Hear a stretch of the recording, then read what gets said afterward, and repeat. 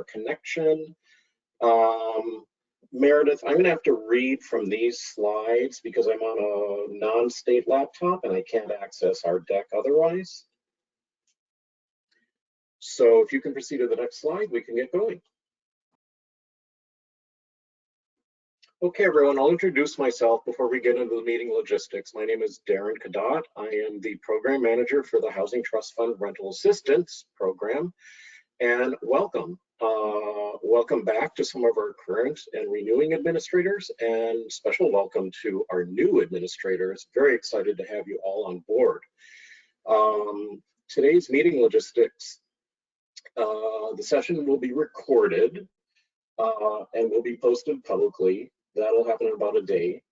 We'll leave time at the end of today's session for questions. Today's answers are preliminary. If we have to vet any of our answers, they will be updated and posted on Minnesota Housing's multifamily grants program page. Basic housekeeping, please mute your line unless you are speaking. Webinar audio controls are orange when they're muted. And please do not put your line on hold. This triggers hold music, which gets very confusing for everyone on the meeting. Okay. Next slide, please. In blue are the muting and speakers information. And in orange is a text box where you can type questions. We won't take them as they appear. We'll queue them up and address them at the end of the meeting. You can also hold your questions and raise your hand, and we'll get to them verbally at the end of the meeting. You don't have to text them in. Next slide, please. Okay, so today we're going to go over our general due diligence items and program-specific due diligence items. We're going to cover the submissions and the deadline for those items. And then, as I said, we'll take some questions at the end. Okay, so our general due diligence items. I'd like to introduce Meredith Mayrand, who momentarily is, for the moment, is our business operations liaison. Happy to say Meredith is moving into the field of grants management here at the agency. So she'll still be working with us, but she will have a different capacity. So take it away, Meredith. Thank you, Darren. Good morning, everyone. I'll be going through the general due diligence items today, just explaining a few of the items that you would be submitting for all of our grants, and then Darren will be speaking to program specific. All right, so I will be going through the grant contract agreement, the board resolution, insurance requirements, and then some financial information for our new grantees, or if any of your banking information has changed. All right, so we'll start with the grant contract agreement. We did send you a draft contract agreement with your award materials, and the reason it's a draft is because we will be routing the contract for signing via DocuSign once all of your due diligence items have been submitted and approved. But we do ask that you review the entire grant contract agreement and the exhibits to make sure that you're familiar with all of the requirements to ensure accuracy and to understand compliance. Because we'll be submitting the contract via DocuSign for signature, we also will be asking you to submit the names, email addresses, and routing order as applicable for all of your authorized signers. There's a few dates that I'm going to highlight on your grant contract: the effective date, the grant period, and the expiration date. The effective date of the contract is either October 1st, 2023, or when the contract is fully executed, whichever is later. So this is the date when all parties have executed the document, including your signers as well as the signers from Minnesota Housing. And it's the date when you can start incurring costs under the terms of the grant contract. So no expenses incurred prior to the full execution of the contract by both parties can be reimbursed. The grant period is the effective date of the contract through September 30th, 2025. And that's the time period in which grant proceeds can be incurred and expended. so no funds can be used prior to or after this time. And then you'll also note on your contract that there's an expiration date, which is 3 months after the end of the grant period. So that's December 31st, 2025. And this is the date by which all final reports and documents would be submitted to Minnesota Housing. Any unexpended funds would be returned to us, and we would make any final payments needed to your organization. So it allows a little extra time to finish out all the administrative tasks of the grant. The next item required is the board resolution. So we will need a board resolution from your organization's board of directors. It must be signed and the dated original board resolution. It should be specific to the grant and include the awarded amount. And it should also include the names of the individuals who are authorized to sign the grant contract agreement. Sometimes that's listed out as positions that are authorized to sign, and other times as a specific individual. I will note that we pay pretty close attention to the language in the board resolution if it authorizes, for example, 2 positions, a board chair and executive director. If the language of the board resolution indicates and, we'll be routing to both of those individuals. If it's and or just or language included in the resolution, we'd be asking you for clarity of which individuals we'd be routing to and which order. The next item is proof of insurance. We do require that you submit proof of insurance as a certificate of liability, reflecting employee dishonesty and or crime coverage. It should be at least 1/8 the amount of the total grant award, and it should list Minnesota Housing as a certificate holder. The policy must be current with an expiration date after the start of the grant term. And I will note that we do not accept employee theft coverage. So please pay special attention to the language included on the certificate and how the coverage is defined. And then last but not least, the financial information required to deposit funds into your account. If you're a new grantee, or if you've had a change to your banking information, we'll be asking that you submit electronic funds transfer form, SWIFT vendor number, and a W-9. So we're including on the presentation, and we'll be posting to our website links to the websites where you can download these EFT forms. And also, if you have not yet registered as a vendor with the state of Minnesota, we've included the link where you can go and do that, obtain your SWIFT vendor number, and submit that to us. When you submit this information, we will also be asking you to send in a copy of your W-9 so we can get you set up in our system. As I mentioned, we'll be posting this information and the links to our website, but you can definitely be reaching out to us in advance if you'd like to have the links and get started sooner than the posting goes live. All right, and with that, I'll hand it back to Darren to go over more specific items to the Housing Trust Fund program. Okay, thanks, Meredith.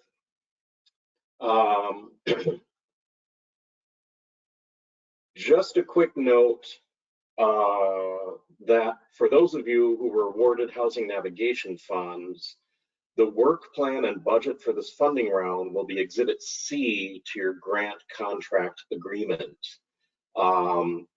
You'll also, if you are working with another service provider as a partner, we'll need a Memorandum of Understanding or other contractual agreement if the service provider is someone other than the original grantee. So Exhibit B, please complete all the fields on the program summary and submit to Minnesota Housing for approval by following the submittal process.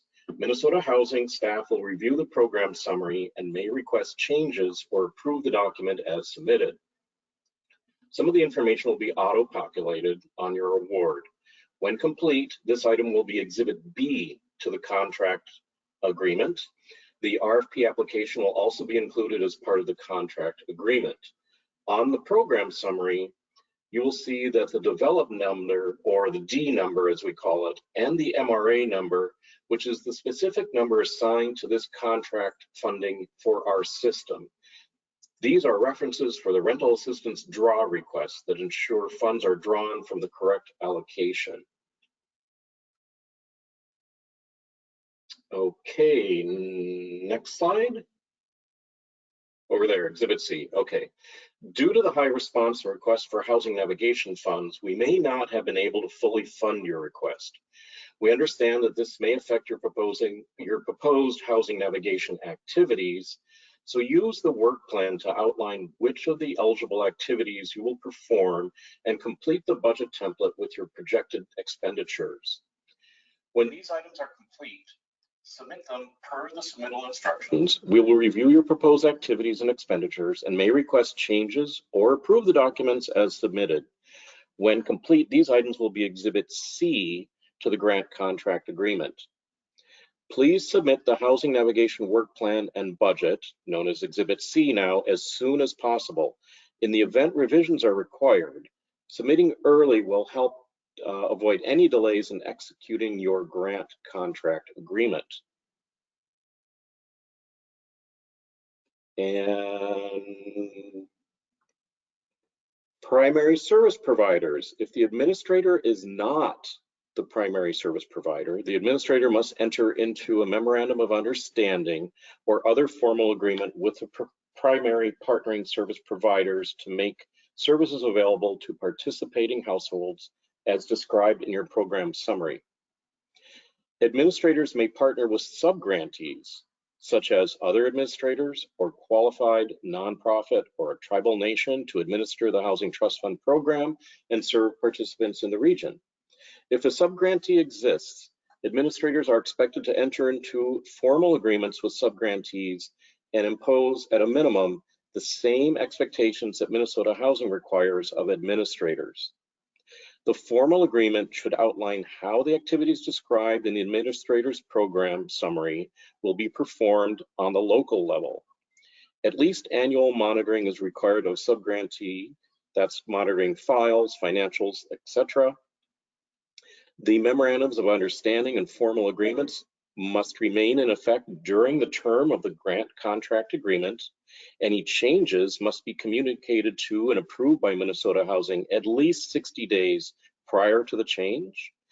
This is very important as Minnesota Housing must ensure that all contracting and bidding requirements are met to comply with the Office of Grants Management. In addition, administrators should help ensure that communication received from Minnesota Housing is relayed to all subgrantees. The Memorandum of Understanding must identify clearly the roles and responsibilities of each partnering service provider and target number of households to be served in the grant term, a description of services and outreach provided, including frequency of engagement, a description of how the communication will take place during the grant term, including but not limited to regular meetings between collaborative partners that will be scheduled, evaluation of shared outcomes, and the termination of the agreement.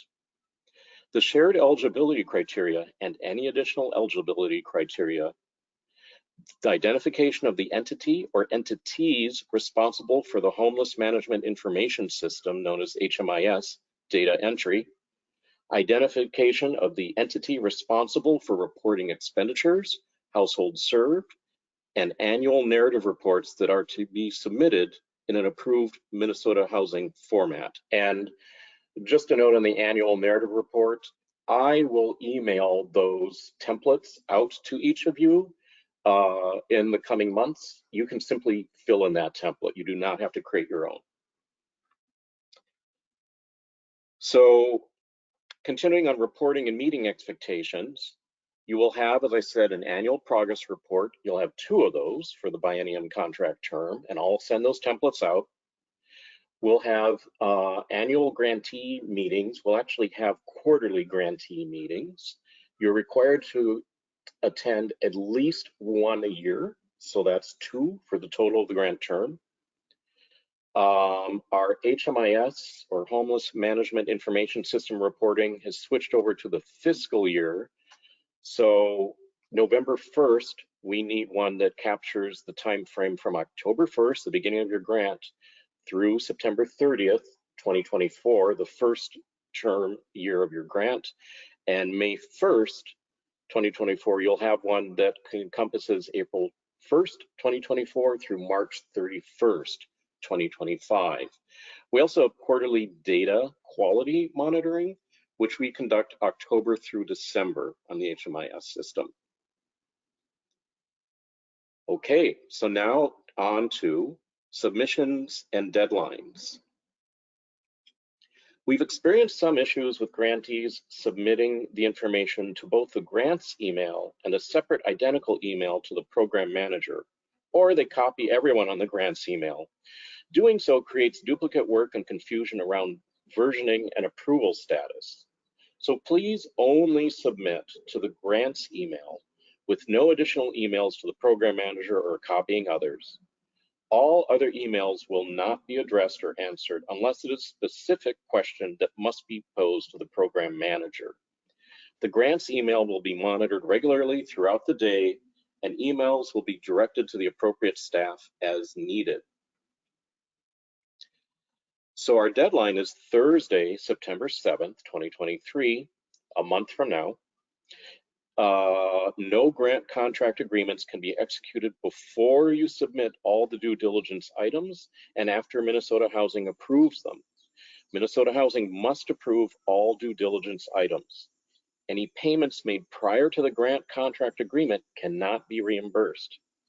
If your contract is not fully executed by October 1st, 2023, rent payments made at that time cannot be reimbursed. And now it's your turn, everyone. Any questions? And Meredith, I can't see the chat, so I'm not sure if there are any popping up in there. We don't have any yet, but feel free to put any questions in the chat, or if you raise your hand, we can unmute you and you can unmute yourself and ask the question live. Either way.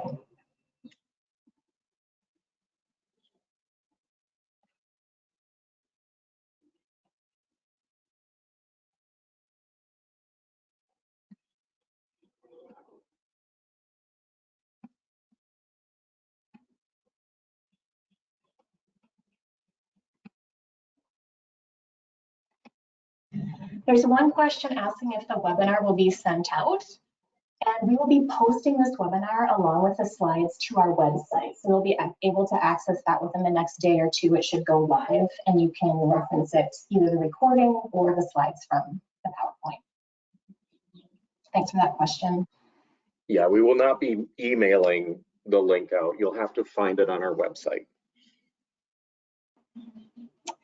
Next question, when describing the requirement for service provider MOU, does this apply for both HTF rental assistance and navigation, or just navigation? Can you repeat the question, Meredith? I'm getting an echo, so it's a little bit hard to discern it. Sure, sorry about that. That's okay. When describing the requirement for service provider MOU, does it apply for both rental assistance and navigation, or just housing navigation? Oh, good question.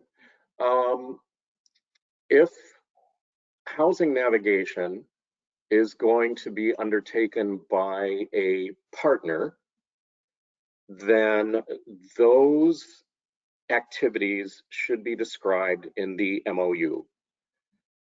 And related, if rental assistance administration is going to be performed by a partner, those activities should be described in the MOU. You can do them grouped or delineated separately under navigation and rental assistance administration. I hope that answers the question.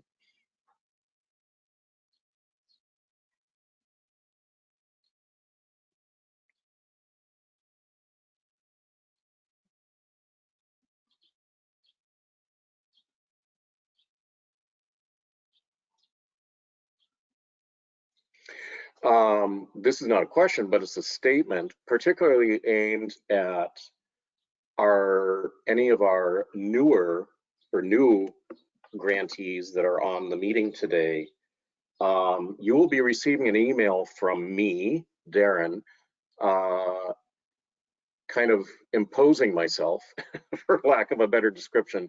I am dedicating some time in October to ideally personally meet with all new grant administrators to provide just some technical assistance, a very informal introduction to myself and how our program works. I'm really glad to have our new grantees on board, so I'm going to take advantage of that and travel the state and introduce myself to all of you and hope for a great 2-year and beyond partnership. So you'll be seeing those emails coming out today and tomorrow. Any other questions? We did have one more come through asking if there's a template for the board resolution. And we don't have a template, but the points that were listed on the slide about the board resolution are the main items that we're asking to be included. There's variation between organizations and what the typical board template is. But if you have questions as you're drafting your resolution, please feel free to reach out to the grants email, and you can run past us what you have drafted and make sure that it meets the requirements.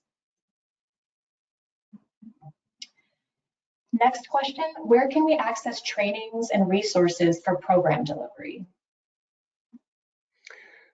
Great question. Your best friend in this, until I get to see you, and I also want to stress, if you are not comfortable meeting in person, I respect that and I'm happy to do it via Teams. We can set that up.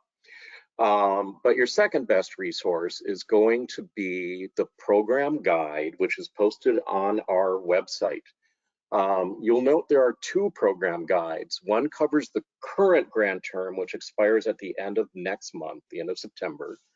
And the other one covers your grant term that you're being awarded for. And that's from October 1st, 2023 through September 30th, 2025. That program guide is comprehensive and it gives you pretty much answers to every single routine administrative task that comes up. Any non-routine scenarios, it could be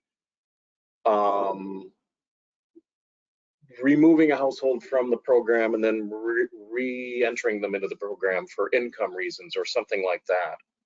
Any sort of unroutine scenarios, you can always, and you should always, email me, Darren Cadott, with a question. I get to those in about a 24-hour period and happy to work with you through that.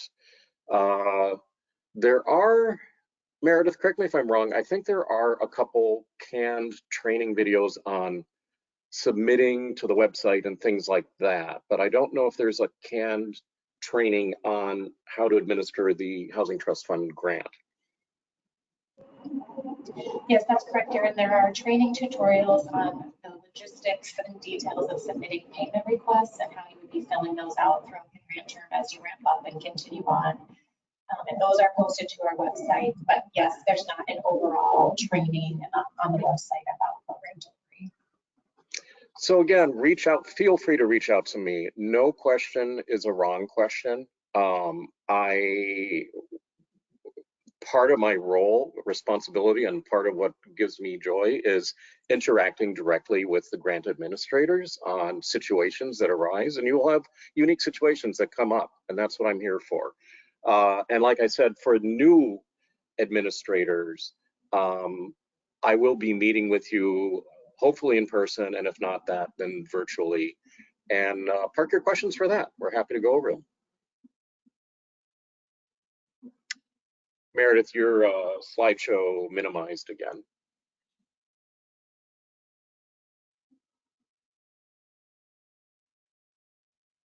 Okay. Any other questions?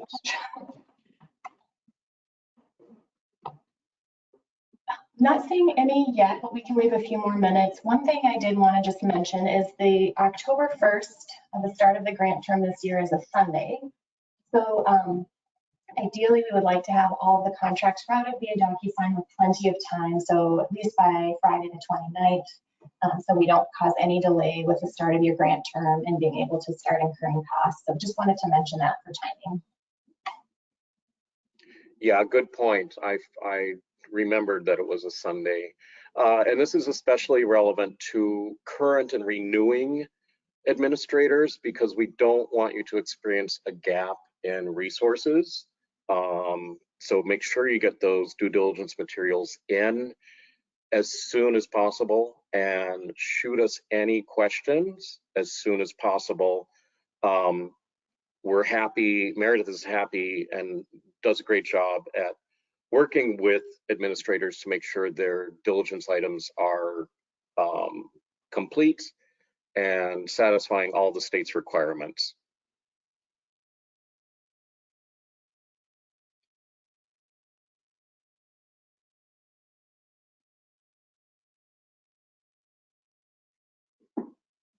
I'm not seeing any hands raised currently and no new questions yet, but feel free to put those in the chat if you have any that are remaining.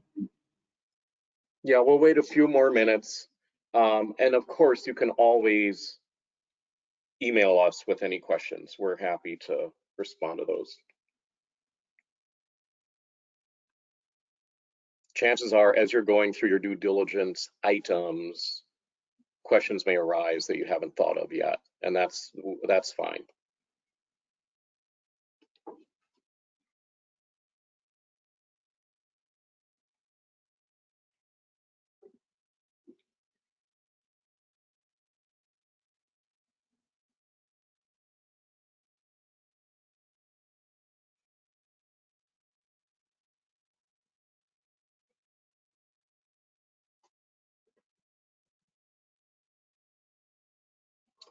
Okay, well, I make it 10:30. Unless there are any questions that have trickled in, I think we can close the meeting. There was two more that came in just now. Excellent. One is, are the due diligence items submitted to the MHFA address or to an individual? It's the MHFA rental assistance address. Is that correct, Meredith? Yep, that's correct. So it would be MHFA.grants@state. Grants, sorry. No problem. Yeah, thanks for that clarifying question. And then the other is, would you list the documents that you need ASAP?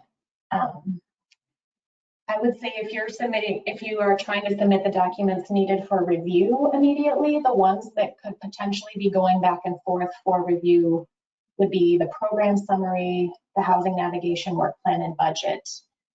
It's also a great idea to have your insurance submitted in advance. Sometimes there are some revisions needed to that. But in terms of documents, and the MOU. Darren, feel free to jump in, but those are items that would need review and approval before we can finalize them. Yeah, no, I think you've nailed it, Meredith. Yeah, and it's, again, not so much like the RFP application process. There is expected dialogue that's going to happen with regarding a lot of the documents you send in. So feel free to get those in early so that that dialogue can occur as soon as possible and you can get all these items put to bed as soon as possible.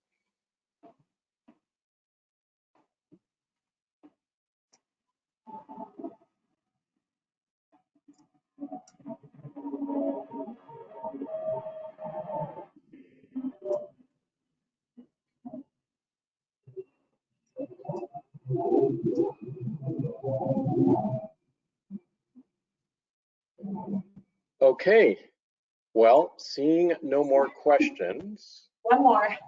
Oh, okay. Over here. Can we submit I know how to generate questions, apparently. I know, this is good. Can we submit partial documents if some of the items are missing? And I would respond with, yes, you can submit an item at a time, or you can submit all the items at the same time, whatever works best for you, so that we can get the items reviewed and approved as soon as possible.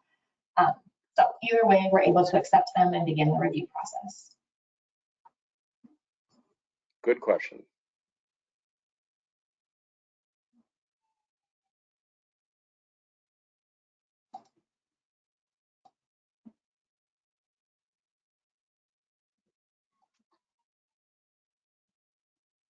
Okay, any other questions?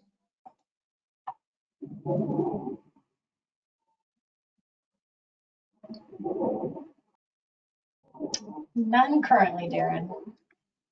All right, well, I think we can close the meeting. thanks everyone for participating in today's due diligence meeting. We look forward to working with you to get these items complete and filed over the next month. And I look forward to working with you over the next coming 2 years. Have a great week. Thank you. Okay, thanks.